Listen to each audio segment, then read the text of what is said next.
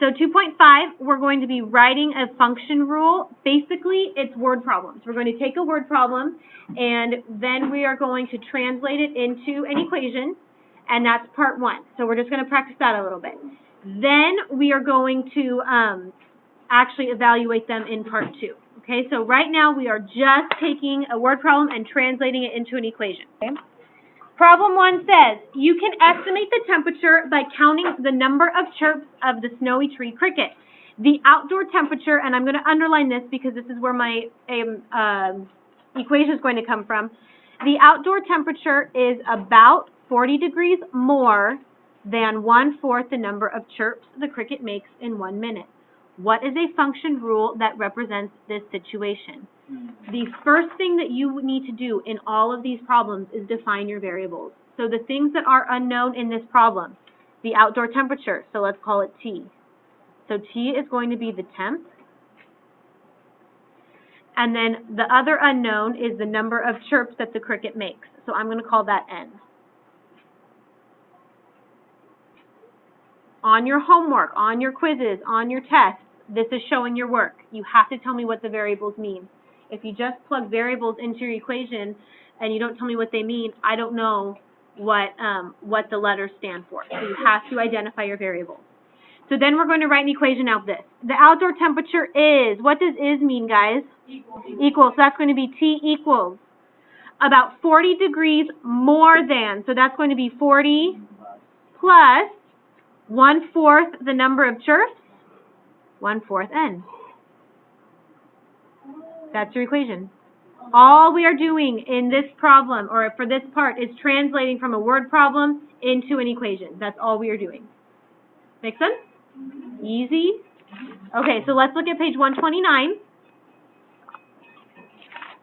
And now we're going to look at problem 1 in your book, 129. So here's the problem. A landfill has 50,000 tons of waste in it. Each month it accumulates, so I'm going to underline that because that's what we're starting with. Each month it accumulates an average of 420 more tons of waste. What is a function rule that represents the total amount of waste after M months? So the first thing we need to do is come up with our variable. The first variable they give to us is M, and that's the number of months. So let's identify that. M equals number of months.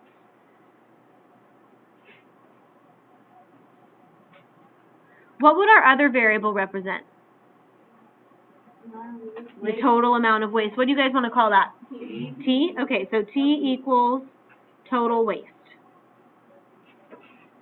If you want to use W, you can use W. If you want to use Y, you can use Y. You can use whatever variable you want. There's not a right or wrong answer. You just have to tell me what it stands for. So that way I know. Okay, guys, so then how would we do this? T is what we're solving for, right? So T equals, so let's read what this says. We accumulate 420 more tons each month, but how much did we start with? 50,000. So how would we write that as an equation?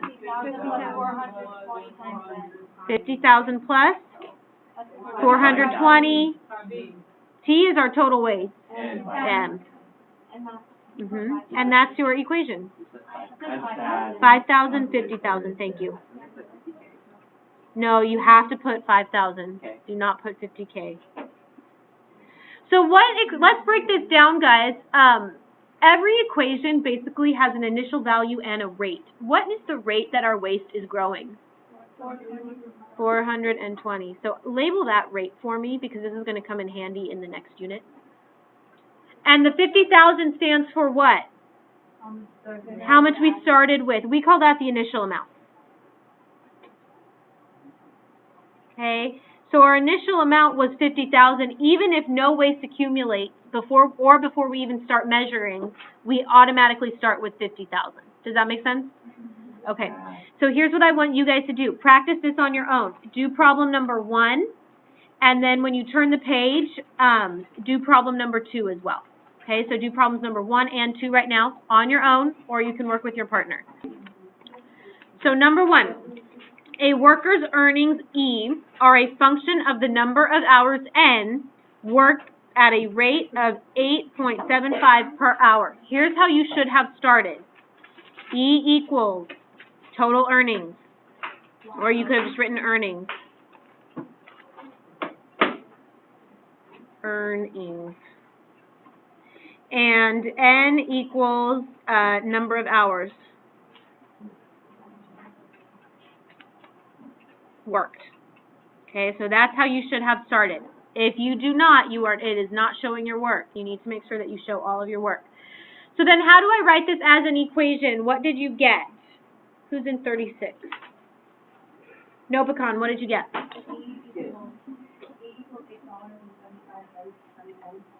E equals 8.75 N. Is that what you guys got? Yeah. Good. So, question, a couple questions. What is 8.75? Is that an initial value or is that our rate? That's our rate. Why don't we have an initial value? Do you get paid if you don't work? No. Or at least not in this problem. Okay? So that's why we don't have an initial value. Now I want to point out something to you guys with the language. Notice how it says a worker's earnings E are a function of the number of hours N. So there's going to be a question like this on your homework where it asks you which one is the independent and which one is the dependent variable. So if E is a function of the number N, is E going to be your dependent variable or your independent variable? E is the dependent because that's what they're a function of. That, yeah, it comes as a result of what you plug in for N, right? That's what it means. So when it says E is a function of, that means that the answer has to do with whatever you plug in for N. So N would be then our independent variable, okay? So just so you guys know, it might be a good idea to label E as dependent, N as the independent, because there will be a question like that on your homework where it just asks you to identify which one's which, okay? Good. Okay, so then number 2, baking. Yes.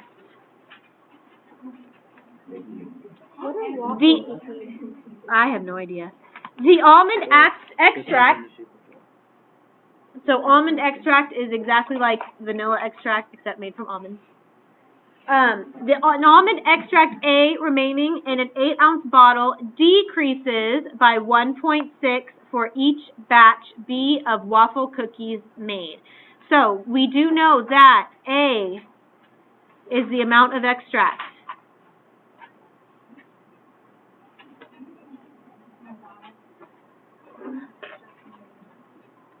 And then B is the number of batches, so batches of cookies. Okay, so batches of waffle cookies. Or I'm just going to put batches of cookies. Okay, so that's what you should have put. If for A, you wrote down amount of extract remaining, that's even better. B, if you put batches of waffle cookies, that's even better too. Okay, but the total amount left and the total amount remaining and the total amount in the bottle, it's all the same. Okay, so guys, we're going to build this one together. What am I setting everything equal to? Which one is the dependent variable? Who's 14? Bisman, what is our dependent variable? What do we set everything equal to? The dependent. Okay, so we start with A equals, right? Okay. All right, guys, what's the initial value in the bottle? How much do we start with? 8 ounces. So I have to put that in front, right? So that's like when my bottle is whole, it has 8 ounces in it. So then if I am decreasing by 1/6 ounces for each batch, what am I going to be doing? Minus 1/6 B. There is your equation. Okay? If you wrote A equals 1/6 B minus 8, is that the same thing? No. No, because the order matters here, and you have to start with how much extract you started with. Does that make sense? Okay. How many of you got both of these right? Easy so far, right? Yeah. Okay. So what we're going to do next is we are going to take a problem and translate it into an equation. But then I'm going to give you a value to plug in, and we're going to figure out how much of the dependent variable we end up after we plug in something for our independent variable. So let's look at the next example. So you guys are not doing this one with me. This one is just the Mrs. Dodson show. Okay. So, yeah, it's like the best show ever. Okay. Yep. Okay, so concert revenue. A concert seating plan is shown below. So here's our concert seating. In the front, we have reserved seating. It costs $25 a seat, and there are 10 rows and 12 seats in each row. Remember, with reserved, that's like you have to buy the tickets ahead of time, right? Okay. In the back is our general seating, so that would be like some tickets sold ahead of time, and then whatever you buy at the door. There are 30 rows with 16 seats per row, and there's $10 for each seat. So the reserved seating is sold out. So we have sold all the reserved seating. We already know that for our reserved seating, we've sold all those tickets. The total revenue from ticket sales will depend on the number of general seating tickets sold. Write a function rule to represent this situation. And then after we write our function rule, we are going to figure out what the maximum possible total revenue is. So how do we figure this out? Let's let R equal our total revenue. Revenue is like how much money you make. And then we need to figure out, all of this is based on how many general seating tickets that we sell. I'm going to call that N. So N is going to be the number of general tickets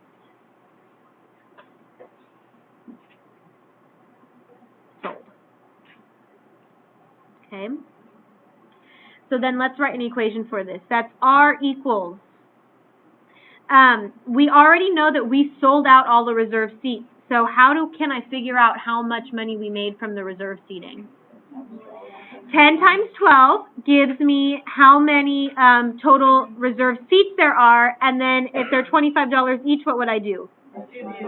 Times 25. Plus, how much we make on each general ticket sold. So general tickets are $10 each, and depending on how many we sell, we multiply that by N. This is not completely simplified. We can actually do the 10 times 12 times 100, or times 25. So 10 times 12 gives me 120, times 25 gives me a total of 3,000, plus 10N. There's your equation. Okay? So that is we know for sure that we made $3,000 already because we sold all those reserved seats. And then we just add 10 times however many general seating tickets that we sold. Make sense? Okay, so then I want to know what is the maximum possible revenue. How can we figure out the maximum possible revenue? You just add all the money you got from the general seating and the reserve. Yeah, so we add up all the money from the reserve and the general, but how do we figure out how many general seats there are? 30 times 16, so that's what we're going to plug in. So the max number of seats there are 30 times 16, which gives me 480 total general seats. So that means that we sold out the whole place. Okay? So here's how I want you to show your work. That means for N, we are going to plug in 480. So I want you to write on, when you do these problems, N equals 480. And then I want you to show your work. R equals 3,000 plus 10 times 480. So you are showing me the equation and what you plugged in for N. Then I want you to follow order of operations. So you're going to multiply 10 times 480, which is 4,800. And then last, you can add the two numbers together. Now, if this is revenue, what do we have to put?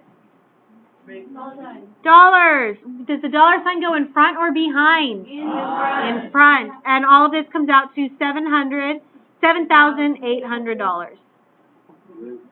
Okay, so that is how I want you to show your work. You tell me what you're plugging in. You show me that you plug it in, and then you show me all of the steps involved. Okay? It is not a lot. It is 3 lines. So let's do problem 2 now from your book. So let's look at your book.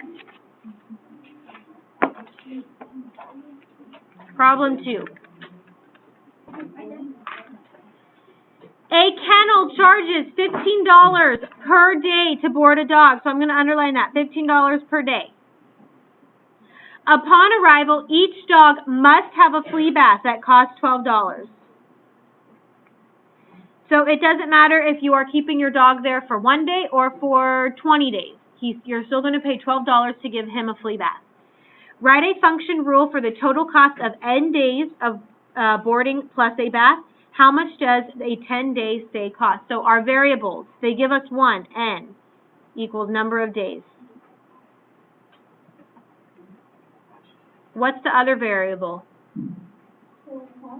Total cost. What do you guys want to give that one? T or C? C. Let's do C this time. If you want to do T, do T. So C equals the total cost. Okay. So guys, how would, what would be the first part of my equation? Who's in number 10?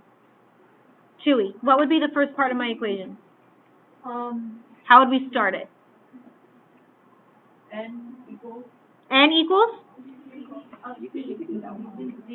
C equals?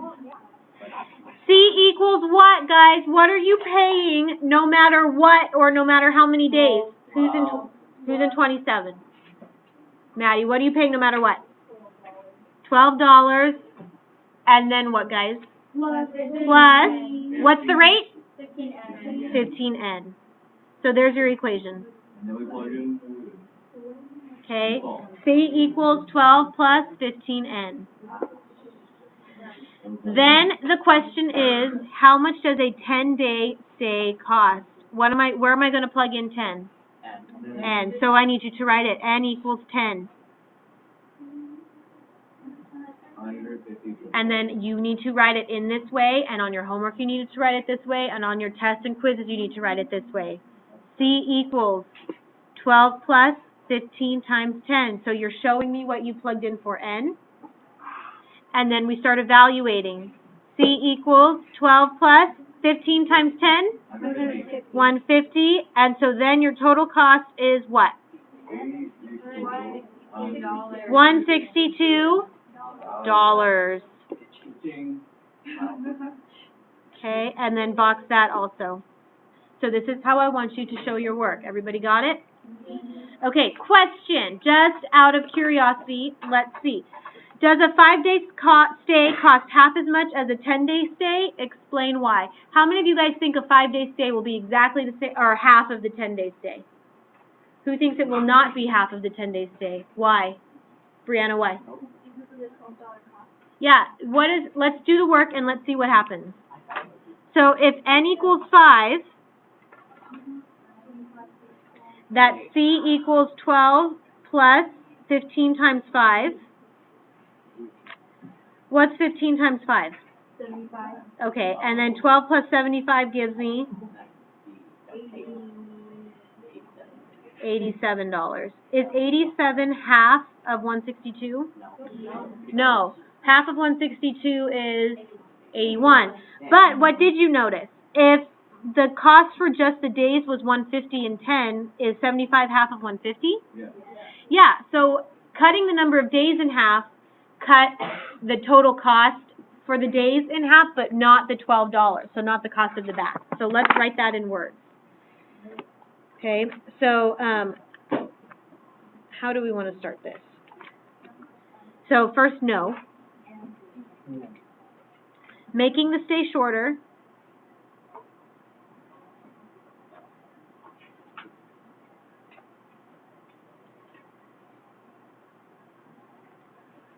Only halved what? Yeah. Only halves the daily charge.